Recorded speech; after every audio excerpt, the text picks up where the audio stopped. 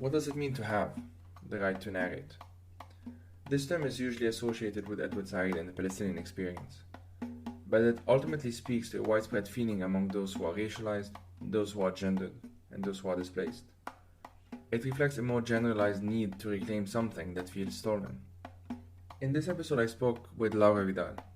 She's a Paris-based Venezuelan writer and researcher, and she recently wrote an essay in Spanish entitled ¿Quién tiene derecho a contar nuestras historias? Or Who has the right to narrate our stories? Laura and I used to work together at Global Voices. She was the regional editor for Latin America, and I was the regional editor for the Middle East and North Africa. But more importantly, we've been engaging on this question together for several years now. As you'll see, our experiences have some similarities, but they also differ in important ways.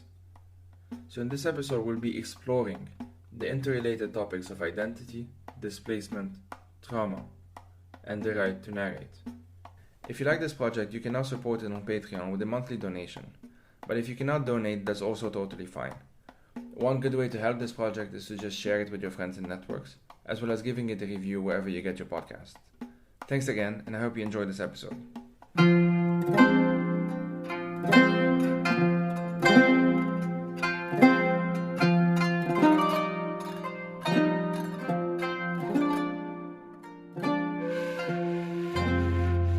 So, if we can start with a little bit of introduction, can you tell us a bit about yourself? How did you start thinking about this concept of the right to narrate?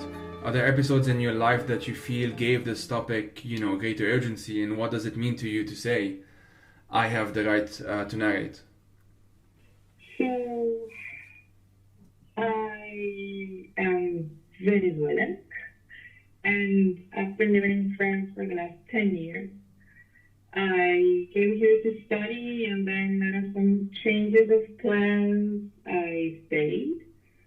How did I start to think about this? I think it starts from the point when in my case, it started when I started living in France, and how I felt that I automatically lost the right to have an opinion.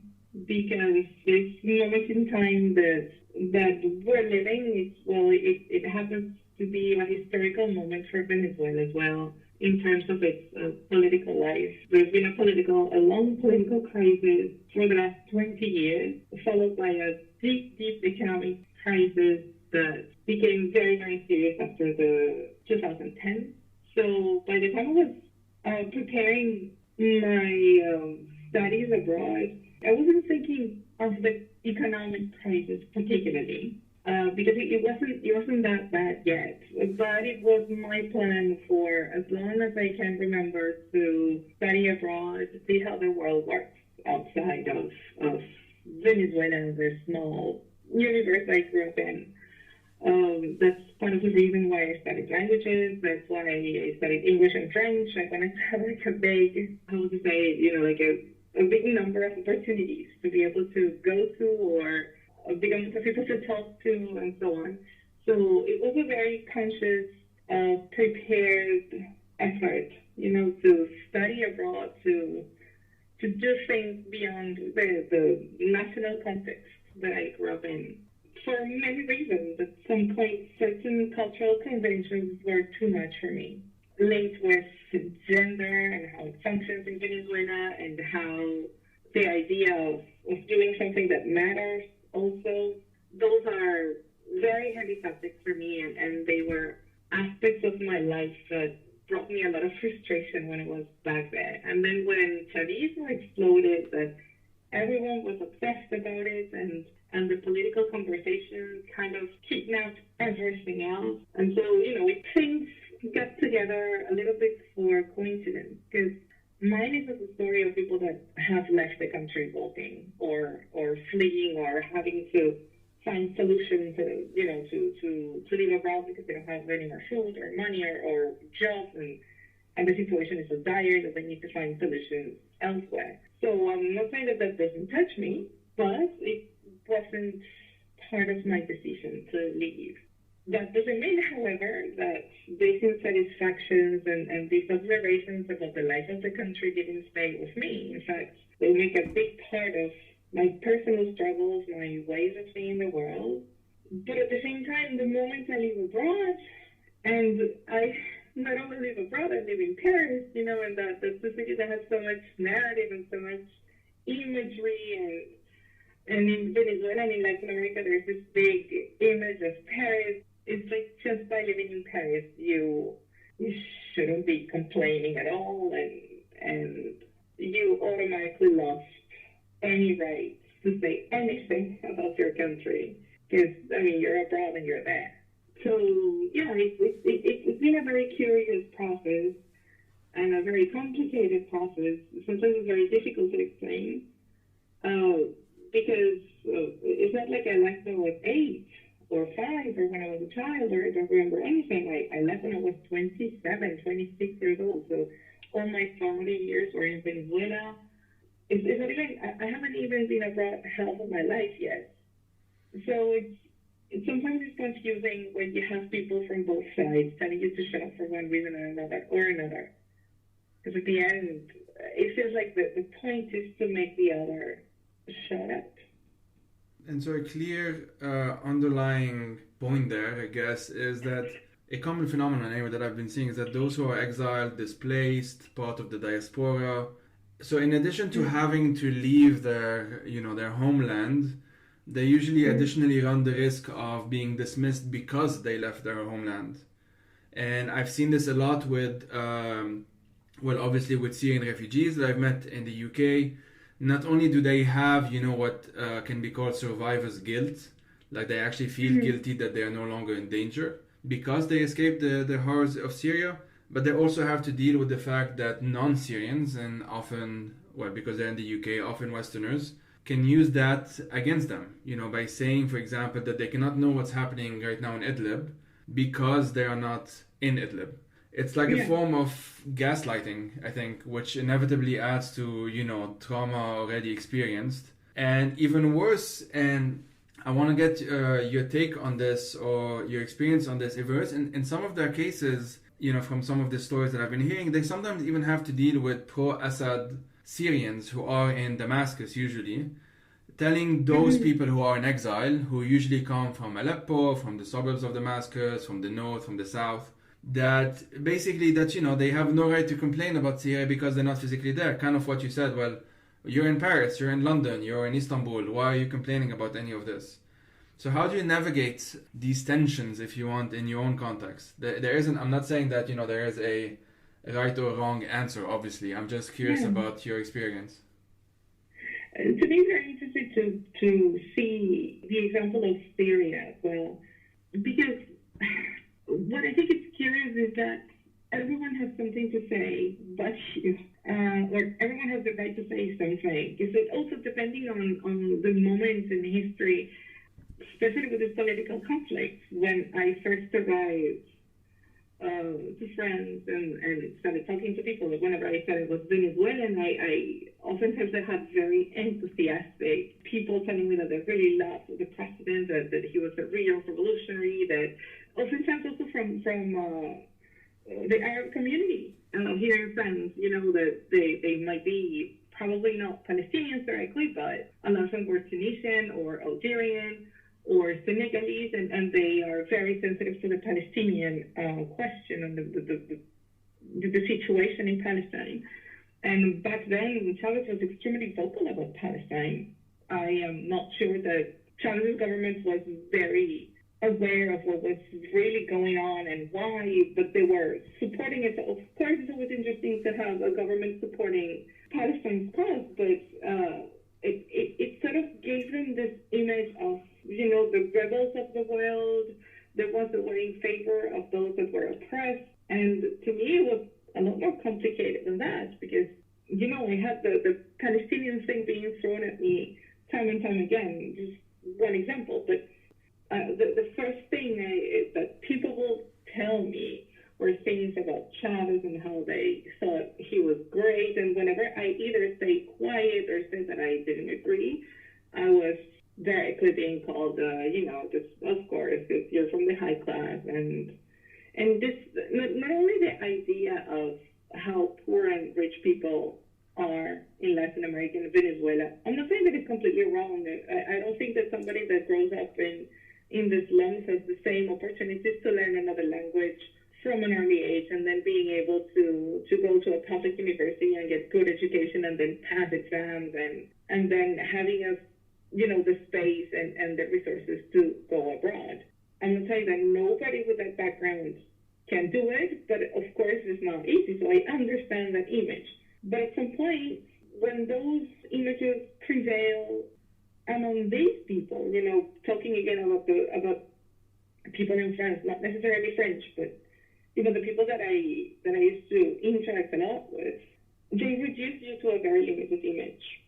And part of the pain of that is that they believe that because you leave a country, nothing ever affects you anymore. It's so wrong. It's so not true. I've been in France 10 years. I don't think there's a full week in which I don't dream of my hometown, or that I dream of either traumatic, either happy things, but every time taking place in my hometown. And, my parents live in Venezuela. I need to do what I can to help send them money, because the situation is actually quite dire. In my family, most of my cousins, and they have left. So that means that most of my uncles and aunts who are more or less elderly, they really have to take care of each other. And they don't always have the resources to do so. Even if you have family sending you money from abroad, which makes a huge difference from the rest of the people, there's still shortage of transportation, of food. Sometimes you can have money but no food to buy. And also the situation changes so rapidly that at some point the context is one thing, and then little after it changes, and everyone expects one thing to happen, and then something completely different happens. And of course the government is about to leave and crack every 2 years, more or less. So it's extremely unstable. It's really unstable. It changes a lot. It's difficult to understand for people inside and outside. And everything that happens during that crisis and before that crisis stays with those who are in and those who are out as well. And I had never thought too deep about the survivor skills.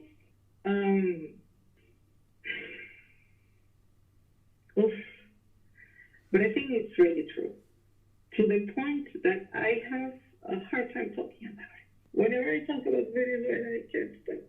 And that makes me think at the same time that, with all the pains that you're carrying, that in my personal case, they're related to the crisis, and they're related to Venezuela itself.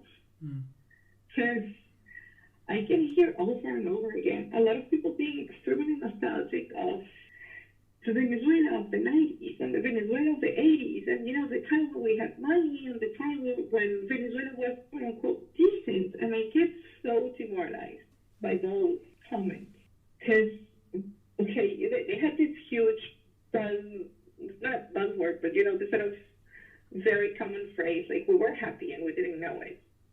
Well, maybe you were happy, but so much of the whole population was so unhappy, which translates to the years that we're living now.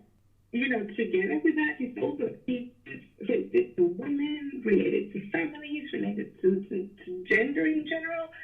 So I hear people that had to leave, that they were not like they chose to leave, but that they had to leave, and that they missed that, and then they're capable and willing and even eager to reconstruct that. It's just, my heart breaks double, because if you're going back to that for doing nothing, I don't know, I guess it's double. When I left, I was very guilty. I was feeling very, very guilty, and I had the whole plan, because I also left with a scholarship. This is a very important thing in my personal story. And the plan was to finish the PhD and then go back and do the program that I had to do, and then kind of quote unquote pay back, because I don't have to pay back with money, but I should go back and work at least 3 years. And by the time I was done with my PhD, and by the way, I couldn't finish it with the scholarship because it was too hard to finish when they wanted me to. By the time I was ready with the PhD, the country was already cracked. It was the ministry that I was supposed to be working in didn't exist anymore. So, and you see a lot of people literally escaping from the country. And I cannot have the luxury to go back and, it will cut a possibility for my family also to keep receiving money.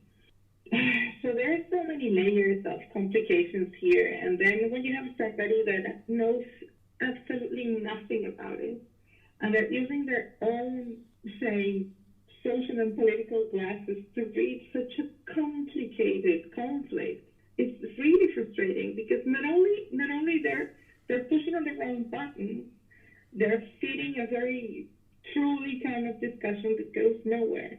But at the same time, they're telling you to shut up. I guess my main issue is the idea of, because I don't necessarily disagree with people, let's call them outsiders for the sake of the conversation. I'm not against quote unquote outsiders to tell stories about a place. At some point, I guess, I am an outsider too now, according to a lot of people. I'm not necessarily against that. My problem is trying to silence people that have something to say, especially when you don't know much about what's going on. And I guess we're going to the Venezuelan-splaining thing. Yeah, I was going to say that you coined the term, you use the term Venezuelan-splaining in your piece. So what is it exactly? Well, it came from mansplaining, which is this situation in which, I'm not going to talk about mansplaining, but Venezuelan-splaining is having somebody who's not Venezuelan and who knows very little about Venezuela explaining to a Venezuelan what is going on in their own country. I think there's a second part to the phenomenon, that is people that have very little to do with the country being able to point out who are the ones that actually have the moral and the permission to explain things.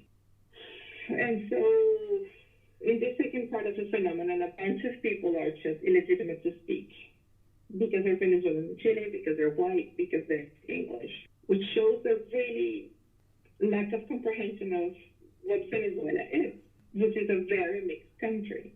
I'm not saying that Venezuela is a white majority country, because it's not. And I'm not saying that most Venezuelans speak English, because they don't. But to think that that is the formula of privilege, understood as they tend to understand it in the West, and particularly in the States, is this, not only it's wrong, but it's very mean. Because at the same time, you are, people that are participating in this are I don't know, it's a kind of neo-imperialistic way of having opinions, if you will, because you are the one who determines who is right to speak, according to your view of a country that you don't know. I think I'm not making much sense, but the thing is that this whole thing doesn't make much sense either. No, I do. I think you do make a lot of sense. It just feels that basically that the ideas of, the act of gaslighting, which is sort of telling, for those who don't know, it's kind of like telling someone the things that they are seeing, the things they are thinking, are not valid, are not true, basically. So it's kind of like it's a form. Mm-hmm. It can actually be a form of abuse in some cases. But linked to that. You mentioned that, on some level you can consider yourself an outsider. And I find that very interesting for, personal reasons. I left Lebanon in 2015 with zero intention of actually leaving. I left, and I remember very clearly the day before leaving, I was with friends, and then I went to my favorite little bookshop. And I was speaking to the guy, and everyone basically knew that my goal was I was going to go to London, do 1 year of master's, and then come back to help the country. It was especially, and I should say this, it was in the context of the protests movement in 2015. So there was a lot of momentum, I guess, for people to say, well, it's normal if you want to leave because you need to build your skills and so on, but then, you should, if you want to, come back and try and help around and that kind of thing. And that indeed was my intention. What ended up happening was I mean, to cut a long story short, life happened. Just stuff happened that were out of my control. I started to have to take other things into account, like if I do go back, can I make enough money to sustain my family? If I do go back, will it be safe? Because I'm, fairly outspoken on a number of things. A number of things had to be taken into account, and then I just stumbled upon the next steps rather than. This is something that I think many people may not understand, and I mean, I wouldn't blame them. I think it's not obvious. It's kind of counterintuitive, but it's actually fairly difficult to think that much ahead when you're in a situation like this. Yeah. And yeah, it does add up, I guess. So to bring me to this question, and you did mention it a bit, like the notion of being quote unquote an outsider or being diaspora. And here I'm speaking specifically about first generations, because I think second generations you have additional dynamics that come into play. But first generation, kind of growing up in one place and then ending up in another, and it's fairly easy to essentially, I mean, besides survivor's guilt, which we already spoke about, it's easy to just have imposter syndrome, to just feel that you don't have the cultural right anymore to talk about the place where you grew up, or the place that you call home, or the place that you called home even. Some people, their divorce with their home country is so bad that they end up rejecting it and denying it, and that's a whole phenomenon in itself. So I mean, in my case, and I'll be curious to see if this sounds familiar, in the context of Lebanon, there was always, I grew up there and everything, but there was always a sense that I had that there was always something missing. That in the sense that it wasn't anything wrong with Lebanon, although at the time I thought it was, because, teenager rebelling against everything. But it felt that there was something that I was not able to fit. There was something wrong with me. That's what I would tell myself at some point. That, I wasn't Lebanese enough. I wasn't Arab enough. I was too westernized, whatever that means, because I was from an early age very against traditional norms and conservative norms. And so I don't know, or even the fact, ironically, that I wasn't Lebanese enough because I'm part Palestinian, which is usually would say, well, maybe you're more Arab now because you have two Arab nationalities, but then that even complicates things because of my politics, and it just sounds like a whole hot mess, if I want to put it this way. Does that sound familiar at all to you? Very much. With, I guess in my case, I will add the layer of being a woman. I recognize now that I don't have the layer of being a person of color, but I definitely have the layer of being a woman there. So being a woman in Venezuela is very hard. Being a woman in almost every country on earth is complicated. And I cannot stress enough the importance of also thinking of the idea of being a woman of color almost everywhere. But I can identify myself a lot with your experience as well, except for the fact that I wasn't that politically conscious. I was. Let's see, because there are many things happening at the same time when you are building your own identity inside societies, like probably the Latin American, if we're going to generalize a little bit, growing up with inside societies like Arab and Latin American that curiously have a lot in common. So I was very moved by some of the writings by Edward Said, precisely because he talks a lot about what it is to be out of place everywhere. I did feel out of place in Venezuela, I have to say. I don't know, a lot of my sufferings there were trying hard to be part of it, me, with this idea of being out of place. Because I was trying very hard to be part of the status quo. And in terms of gender in Venezuela, what that translates to, at least in my experience, is this enormous effort that is expensive, that is physically painful, that is difficult, and it takes a lot of time to become an object. Because at the end, you are lookable and you're part of conversations or you're part of some sort of social dynamic the moment you become an acceptable object as a woman. As a subject, I don't think that was something that I was consciously aware of, you know. It was with time also that I realized, you know, all of these efforts to be able to become visible and to be able to connect with others takes its being an object. So all this effort is not even to, you know, be a person, a human being talking to other people. And then when I will talk about these things, you know, you're so dramatic and this is just not true. And, so whenever... you know, other kinds of, I guess, gaslighting and being out of place will have to do a lot with gender. And that definitely is shared, I'm very sure, by a huge amount of people. Of women and you know, and non-male folks anyway. But I didn't have contact with them. I think it's also important to say that I talk a lot about Venezuela, but I grew up in a town called Maracay, and that is the community and the society that you know, where I felt a lot of quite out of place.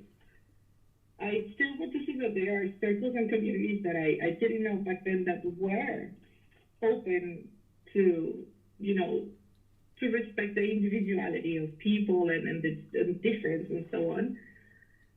But in the urban areas of the center north, which is where I grew up and where my family comes from, that was extremely difficult. And then what happened is also that I left the country and I realized a lot of the violence I was living because it stopped. I wasn't aware, for example, that media and publicity were so aggressive, so violent, and so dehumanizing towards women. I honestly didn't know. I guess I would protest a couple of times and say, look at that, because, you know, you grow up surrounded by images of women that are half naked, holding beer, and oftentimes they don't even have a head. I honestly didn't, I thought there was a problem. I knew that wasn't okay, but it was so much, you know, it was the water, you know, it's this idea of the fish not seeing the water. Kind of, I guess, I saw it a little, but also observing that too much would mean that I was going to be, again, out of place. And so, anyways, whatever I did, I still was out of place in one way or another. And so when I left, I realized that a lot of things I was going through were actually different kinds of violence. And being able to, you know, very simple things, you know, it's not always a wonderful experience of living in Paris, which I won't deny is actually quite nice, and having access to so many cultural products and communities of people coming from all kinds of places, and that was wonderful. But there was something that was extremely stupid that was also available for me when I started my studies, and it was having a computer of my own with a free connection to the internet and being able to speak French and English as well as Spanish. That made an incredible difference. Sometimes it makes me laugh, but it's actually true. And you know, I guess a little bit like this idea, this Virginia Woolf room of one's own. I think it's, you know, having a computer of one's own is also, it's very important. You know, there was the vehicle that let me, you know, that opened the door to other struggles of other people, the stories of people that I didn't know that were like me, that didn't necessarily live in the same places as me.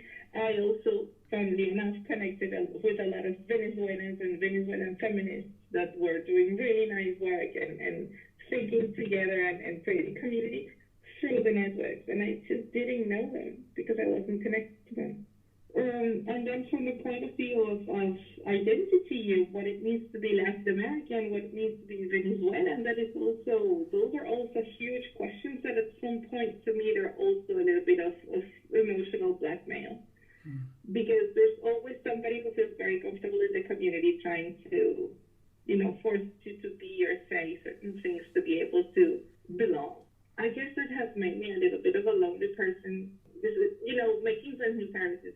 the most difficult things ever. But at the same time, it's difficult for me sometimes to exchange with the community of Venezuelans and parents. I kind of got lost with what I was going to with all of this. Well, you were kind of leaning towards talking about this anyway, but like you write in your piece that you've never studied Latin America as much as you did when you moved to Europe, and this is very funny when I read this, because I'm literally studying Lebanon on my PhD now, and that's something that I never thought I would be doing when I actually left it, supposedly temporarily, to just do my master's for 1 year and come back. My master's had nothing to do with Lebanon. It was just general cultural studies and trying to really kind of absorbing as many world cultures, if you want, as you can, except Lebanon, because like I told myself, on some subconscious level, like obviously there's no need to study it in that sense. I know it. I'm it. I grew up there. It's it's part of me. Yeah. But do you think sometimes we just need to, I don't know if that sounds cheesy, but like, to take a step back, to see things differently? Like, in other words, how does one balance out the very real and painful feeling that, we mentioned, that is called survivor's guilt and even imposter syndrome? How is that balanced out with one's mental health? Like, at the end of the day, when we say things like, I'm now an outsider, that it's a relational definition. You're only an outsider because there are insiders. And so if I'm an outsider, I'm not asking you to answer for me, of course, I'm just thinking out loud. But like, if I'm an outsider when it comes to Lebanon, what would it take to become an insider again? And has there ever been a time when I would be considered an insider? Because even if I think again of my example, even before 2015, I was writing about Lebanon, blogging and stuff on a local level, but it never had any kind of impact that can be compared to, and I'm talking in terms of scale, to, people with resources already. And these people tend to be transnational. They kind of move in between places anyway. Even they may be non-Lebanese, but just, work for a big Western newspaper in Lebanon, or Al Jazeera, or any of those. And their positionality, if you want, would very rarely, be questioned. And I feel that it's those who ironically end up being questioned with these accusations of, being an outsider, or not being well placed enough to think about these things anymore, and you're no longer there, and everything that we just spoke about now. Those people end up being the ones thinking about these things that they're being accused of the most. That's a funny way of looking at it. It's a bit, when you were talking, there was one thing that came to my mind. Like, I guess we tend to have this anxiety, and I tend to call myself an outsider also, because I listen to the ones that are trying to silence people like us. So at some point, it's a kind of acknowledgement and acceptance of their discourse, which is not necessarily more valid than the discourse that you can have about yourself. So at some point, there's a sort of struggle. Of course, you listen, and of course, you take that into account, because definitely my experience is not going to be the same one as somebody who's still living and breathing the crisis inside of Venezuela. But at some point, we are all insiders and outsiders of some sort of circle. And sometimes I have a feeling that the conditions change according to the person who's accusing you or inviting you in. It's very tricky to say, this is the circle, and these are the people, and these are the subjects, and here are the questions. It's funny, because at the end, it feels like it's always the same people, the ones that are allowed to talk, or allowed to choose who are the real voices. That's one part of it. At the same time, I think that one of the reasons why we are friends, you and I, and that we've been able to connect so well, is that I think that we also make part of a kind of people that I think that they exist all over the world, that they sort of are born, I guess, with their belly button pointing, outside wherever they're at. So it feels like it's only natural that when you are in your native country, you're looking at the rest of the world with a lot of curiosity. And then once you leave it and you are somewhere else, you go back and you look at where you came from. At some point, you always have to foot somewhere else. People make it complicated, extra complicated. It's already complicated. I'm thinking, for example, of my physical advisor, because he has very free opinions about what I should know and what we should talk about. And at some point I remember that she was making fun of me because I didn't know, after the attacks in Paris in 2015, after those attacks, there was this concert. I never remember the name of the group that was playing. I think it was the Angels of Death Metal. I don't remember because I don't follow death metal. But the thing is that they were having a show again. And she's telling me, with a lot of excitement, did you see that the Angels of Death Metal were coming back? And I was like, no, I didn't know.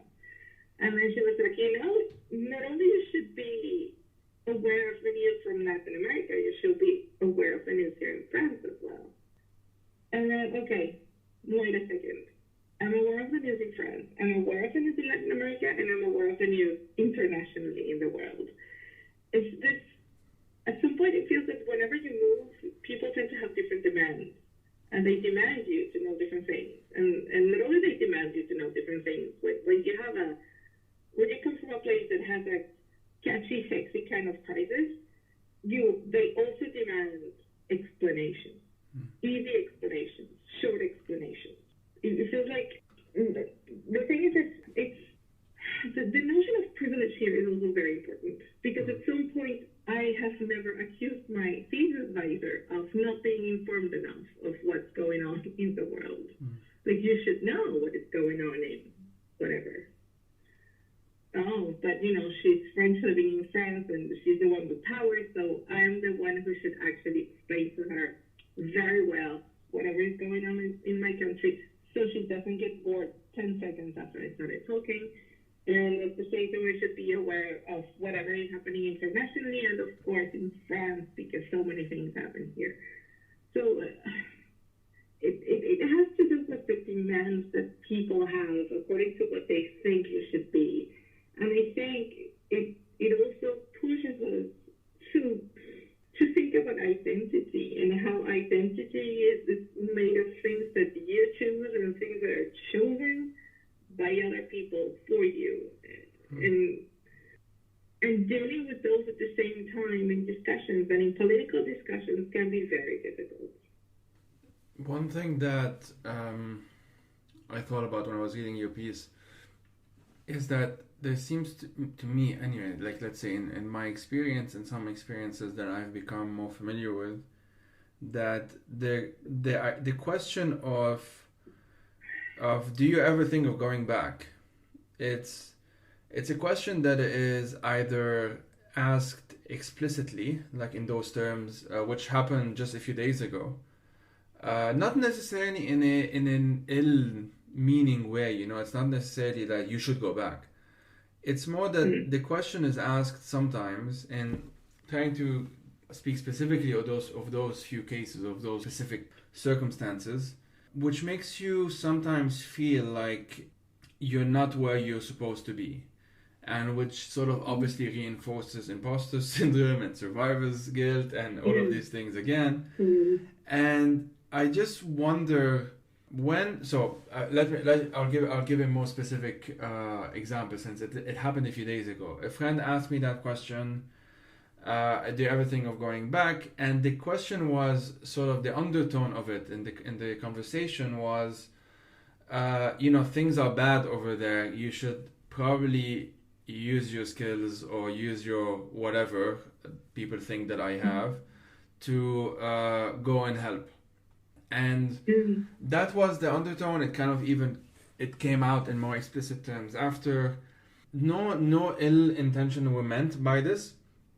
But my response when we spoke about this was, do you realize that you're asking me to solve a crisis that I've been already trying to tackle while I was there, and that it is forcing people like me out because, at least for the present, for the near future, we feel that we've lost the tools to actually do anything about it, or if we didn't have the tools in our case at all, and we're trying to build alternatives, and we've become very aware that those alternatives take a long time, and in the meantime there are basic survival questions that have to be answered, and I have not been able to answer them while I was there.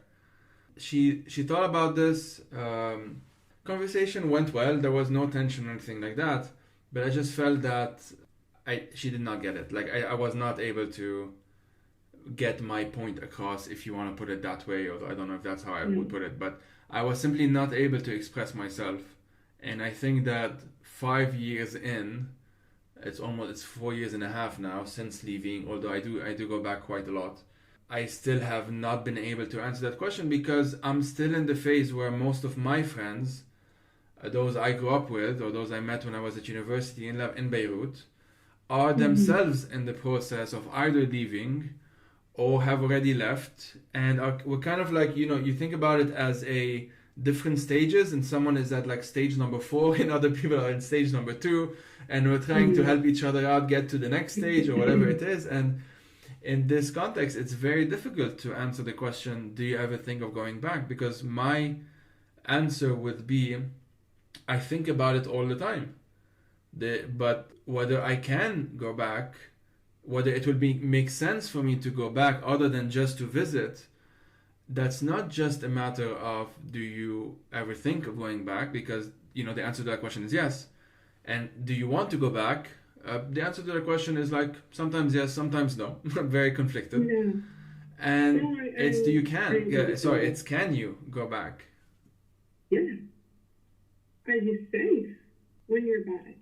Can you help in the same way once you're back? I think that sometimes when I get that question, definitely I think about going back every day. But I guess it's part of what feeds my guilt. It's also that I want to go back to pay my debt. Because at some point, you help when you have a certain amount of resources. And sometimes I feel that I was so overwhelmed by so many things when I was back there. And I was not even close to the people that suffered the most in Venezuela. I still had a family, and I guess I could go to university. There are a lot of cushions of privilege that I am extremely grateful for. But I was still quite overwhelmed. The only moment where I could, gather the strength and the time and the resources to be able to read and understand the political conflict was when I was out. And this goes back to what we were saying before. Once you're out, there's a sort of silence that's maybe what about silence in the sense that part of the noise that is so present when you are there stops and you're able to think for a moment without the noise and without the trauma and without the fear. Some of the context in which I felt that I was constantly questioned was when I was editing for Global Voices. A couple of times I was told, this job will be a lot better if you will be in Latin America. And at some point I thought, yeah, but I'm not the one writing. I think that the pain of not being in the community anymore was part of the text. Because it's a kind of one that I haven't been able to heal completely. And at the same time, there's also this game of legitimacy that I think it's kind of poisonous. Whenever you're trying to talk about your place of origin when there's a conflict, you're not trying to silence somebody else. You're trying to add more perspectives, things that you realize. Things you, as you said before, and I don't think it was cheesy at all, see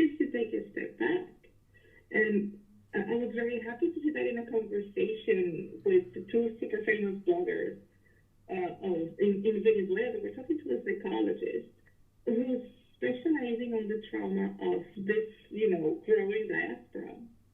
And one of the things that she explained is that you need to cut people some slack. Because a lot of people that are leaving, they didn't want to leave. Because they were very angry. For context, they were kind of angry. There's people that leave the country and then they start having like a billion opinions and knowing what to do and what not to do.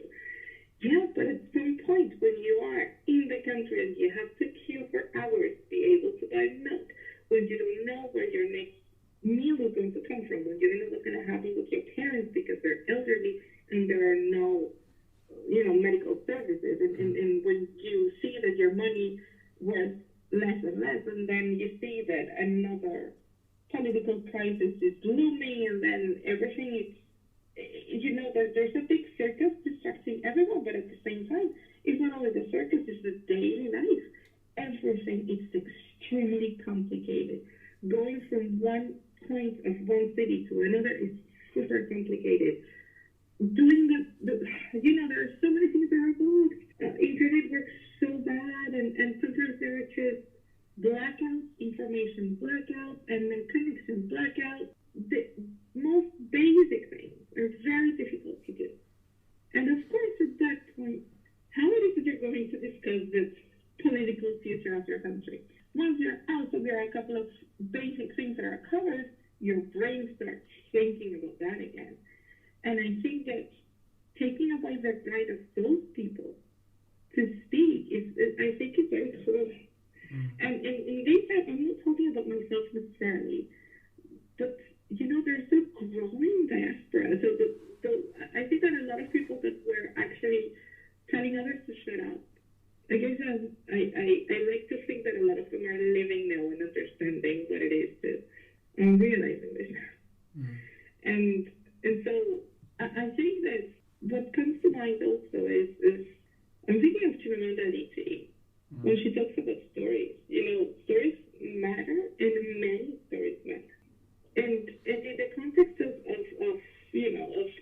terrible conflicts like that of Syria, the complications of Lebanon, the complications of Venezuela, you can have one person telling you what it is all about. And I don't think there's any country that can tell you only one story or one person can explain you one thing. It's just not possible. And in the case of Venezuela, politically, I don't know, it's just that the conflict makes fun of all the categories that are usually used to analyze a conflict. And it became this thing about East and West and imperialist ideas against socialism. There are so many things that get tags that are not enough. And the refusal of so many people to accept that you cannot put one box here, it's just not possible. There are many things happening at the same time. No, you cannot learn about this conflict in 10 minutes. You cannot. And it's ironic because at the same time, you have all these things and all these people telling others to shut up. But in my personal experience, the second I tell someone that I'm Venezuelan, everyone wants me to explain to them what it is that is going on, if the media is lying, if it's all exaggerations, if my parents are there. Everyone wants to talk about the crisis every time. I am reduced to being Venezuelan half of my time. And it was funny because a couple of weeks ago I went to a meeting of teachers. I teach languages for a living. And it was a lovely meeting with a lot of people from a lot of places. And then there's this gentleman approaching me. And then he's like, okay, how are you? And what do you teach? And so on. And okay, I'm Venezuelan. And he started, his eyes get so bright. Like, oh, she's the one who's going to tell me. Well, she's the one who's going to explain. And then I said, well, are you going to ask me about the political conflict? And he's like, no, but it's a media thing. Okay. So we started talking about that. I started explaining, and he said, you say it's complicated quite a lot. Well, because it is. And then at some point, I finally could pause a little, and where are you from? Oh, well, I'm from the United Kingdom. And I said, well, I'm guessing you don't want to talk about Brexit, do you? And he's like, oh, no, please, I don't want to talk about Brexit. And so how does this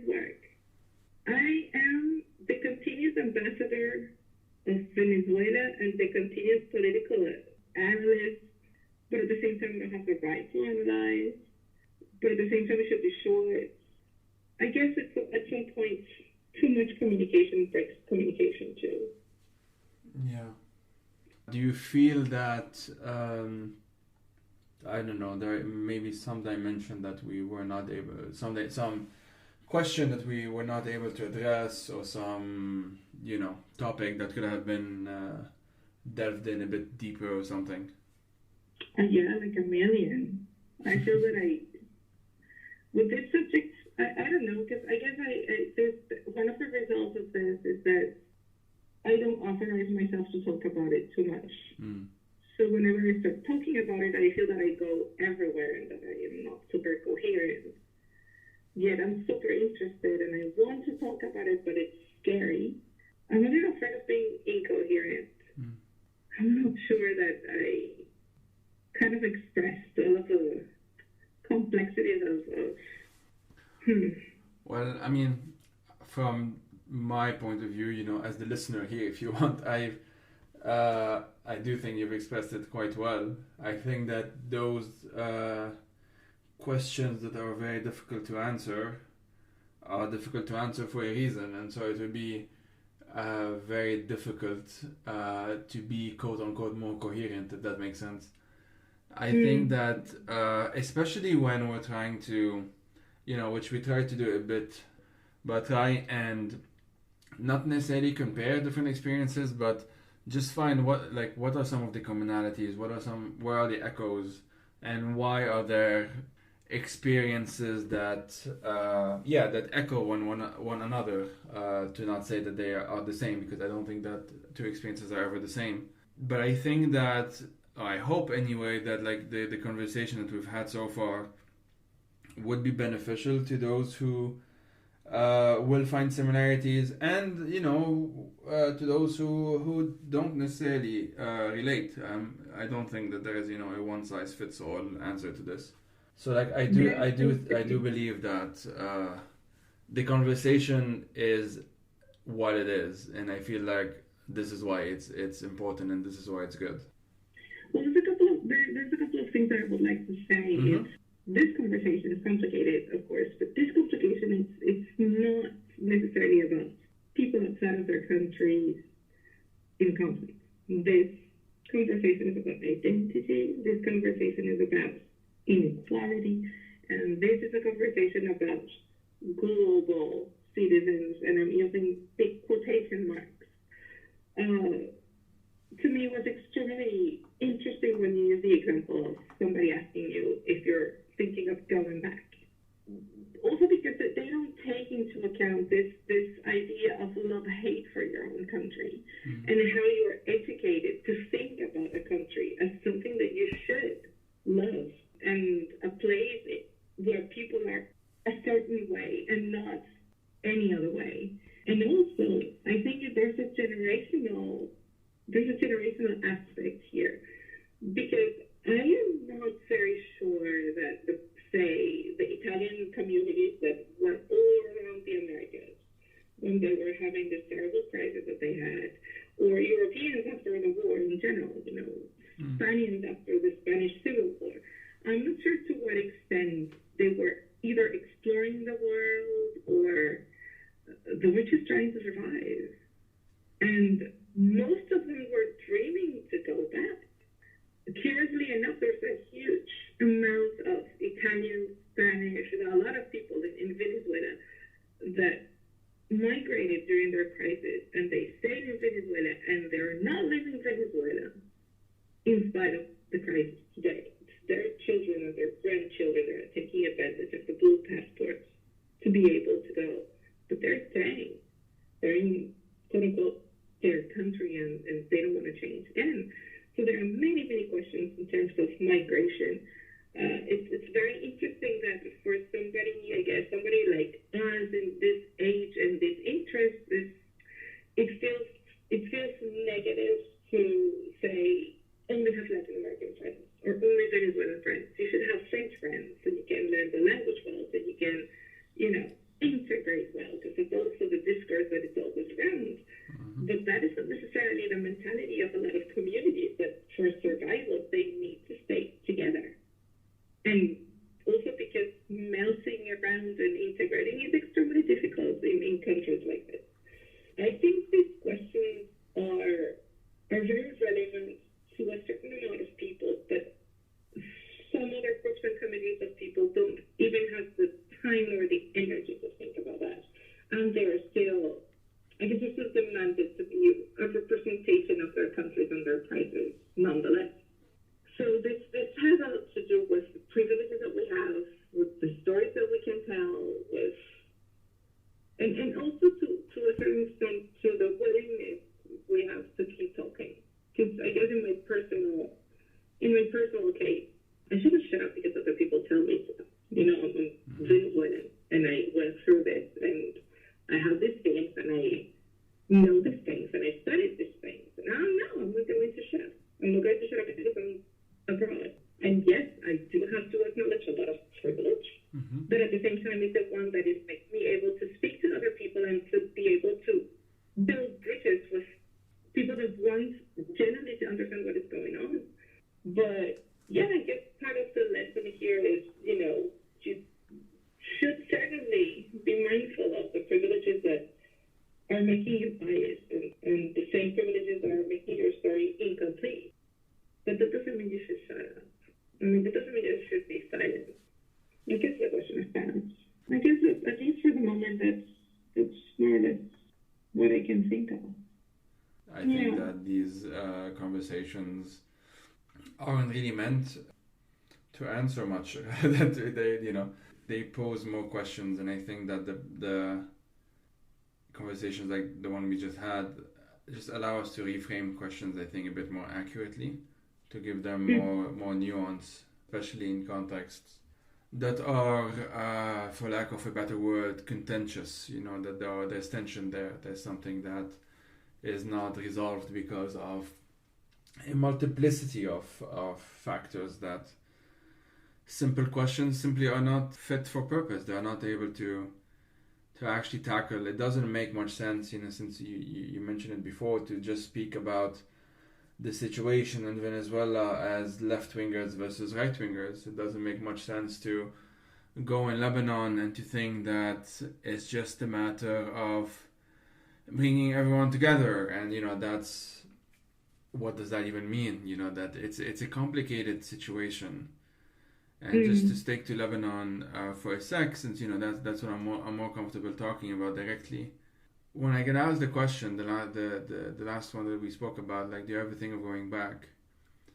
I always wonder whether it's that question that kind of separates me from people that I'm not able to relate with, and not able to relate with on this question, not on everything, because theoretically you can connect with everyone. And I think that part of it is luck, in the sense that I was born in 1991, the war ended in 1990. That is a coincidence, like, it's something that obviously I didn't think much when I was born. So Absolutely. Me being part of the post-war generation is in some ways an imposed identity, and that is a reality that I feel many of us back home and in exile or in diaspora or as migrants or whichever, displaced, whichever terms people prefer using. I'm not one to choose for anyone. We've slowly started realizing, and again from conversations with friends, we started realizing that a lot of what's happening, a lot of what we have been going through are sort of the consequences of things that happened even before we were born, or when we were very young, and thus couldn't do much about it, basically, is the point. So it's one thing to want to change things, and I really hope people don't misinterpret this as me saying don't change things or whatever, but I'm basically just emphasizing, I guess, and this is the result of years and years of self-doubt and asking myself this question, and I'm sure there'll be many more years to come of me asking that same question. be kind to yourself, I guess, is the conclusion, because you're dealing with a lot. Try and understand what these things are. Why do they affect you the way they do? And maybe with that, you would be better equipped to help others. And I think that's sort of the paradox, because the immediate instinct that I had, and that many people that I know also have, is that it doesn't really matter whether you are personally, mentally stable or not. Just go there, be of physical use or whatever. That did happen to me. I tried that, literally, that experience and everything. At some point, I was just actually more of a problem to my friends and family back home, because I was just too much to deal with, and I was too much to deal with myself, and I had to just find a balance that for now makes sense. It may not make sense forever. It may change, at the end of the year, next year, I don't know. But that's what makes sense for now. Yeah. And that's what I anyway, personally need to accept, in a sense. Yeah, I think that the point of being kind to oneself is very important. And I guess it's the first step to be kind with others. Because I was crazy insensitive before. I will never forget having one of our friends from Global Voices. I will always be teasing him because he says, I don't think he will be listening to the podcast. Remember that I was always teasing Eddie Avila, like you're not a real Bolivian because he grew up in the United States. Who am I to say where he's from or not? And because Karma's a bitch, Venezuelan-splaining happened, and then I was thinking, like, who was I to tell him, like, you're real, not a real? Shut up, woman. Really? And I don't know. I don't think he even remembers. I don't know. But it's just this idea of trying to impose people their countries or their cultures. And there's this guy that I really like, and he writes some researches in the world of, well, in my area, in education and learning, and he talks about intercultural impostures. You want people from one place to be a certain way, period. So you're not giving others the privilege and the possibility and frankly, the reality of being a mishmash of many, many things. We are able to talk and exchange and share because there are, for better or worse, one of the things that connects us is a kind of imperialistic language that we are learning because it's the language of business power, and if you want to do things, you better speak English. Mm-hmm. If you spoke Arabic and I spoke Spanish, this friendship will be doomed. Mm-hmm. So, there are things going on that are very easy to tag, and it's very easy to try to tag people because at some point that gives you peace. Like, the world is not that chaotic. I'm sorry, but it is. And it will always be, and we might not be pissed with it. And you cannot domesticating people through what you think their countries are or should be, is always going to, I don't know, it's going to give you a very incomplete story, and it's very likely to make it be very unfair. Yeah. But I have been oftentimes myself. Yeah, I quite agree with that. Thank you a lot for this conversation, and I hope... Thank you a lot for inviting me. My pleasure. I really hope that we'll just do more of these as well in the future. Well, I think that I'm going to keep talking about this for the rest of the evening.